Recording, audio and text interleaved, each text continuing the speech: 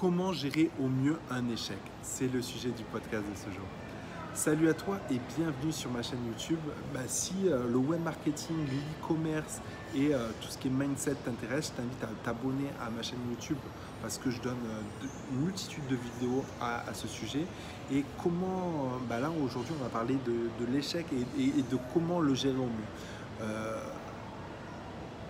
Pourquoi c'est cette vidéo et pourquoi ce sujet, pourquoi je l'ai tourné comme ça, parce que c'est vrai que j'ai déjà parlé de l'échec sur ma chaîne YouTube, c'est que il arrive à plein de monde d'échouer, pas d'échouer dans le sens où on a raté un business, mais d'échouer dans le sens où on n'avance pas comme on veut et on a souvent des bâtons dans les roues quand on entreprend. Moi-même, ça m'arrive et ça m'est arrivé sur un site e-commerce, par exemple. Je vous donne le cas d'un site e-commerce que j'ai lancé, qui a beaucoup de références et je pensais que les résultats seraient beaucoup plus rapides et ça n'a pas été le cas. Donc, le positionnement du site internet a mis plus de temps que prévu et là je commence à peine à toucher les fruits de tout ça.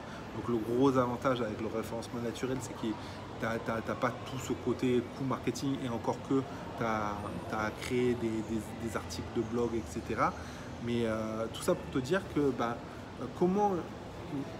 comment gérer au mieux un échec, c'est déjà il faut identifier si le projet en question est en phase d'échec. Voilà, est-ce que ce projet est en phase d'échec et est-ce que si oui il est en phase d'échec, identifier pourquoi. Parce que avant de se dire stop, mon projet est en échec donc j'abandonne, j'arrête, il faut se dire qu'est-ce qui ne va pas. Et pour se dire qu'est-ce qui ne va pas, il faut faire des points réguliers sur son projet. C'est pour ça que j'ai une autre productivité que j'utilise, je l'ai fait sur 3 mois et j'aime faire un point chaque semaine, chaque mois et chaque trimestre, c'est pour voir réellement où j'en suis sur mes projets.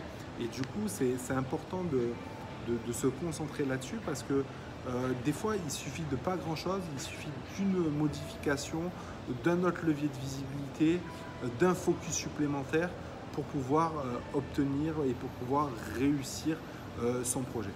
Donc, tout ça pour te dire que comment bien gérer un échec, c'est avant de parler d'échec, il faut identifier si ce projet va réussir ou non. Et ne pas avoir peur d'abandonner un projet.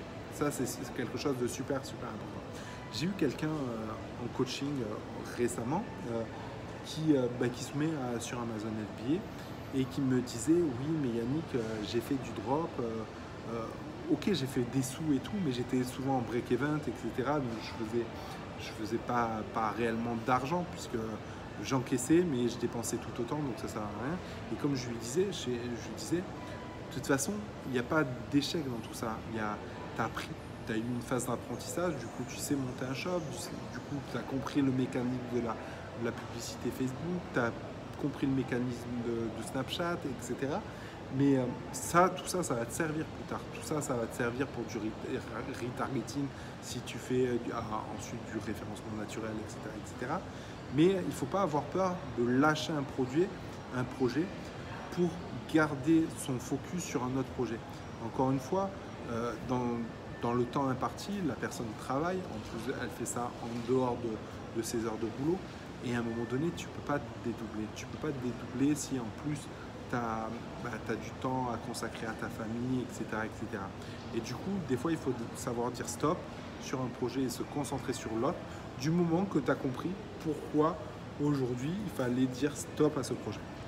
Voilà, donc pour résumer, comment gérer un échec, c'est d'abord identifier si ce projet est un échec ou pas, identifier s'il faut abandonner ou pas, et une fois que tu as fait ça, prendre la décision d'abandonner, de se reconcentrer sur autre chose. Voilà, si tu fais ça, je pense que tu as tout compris.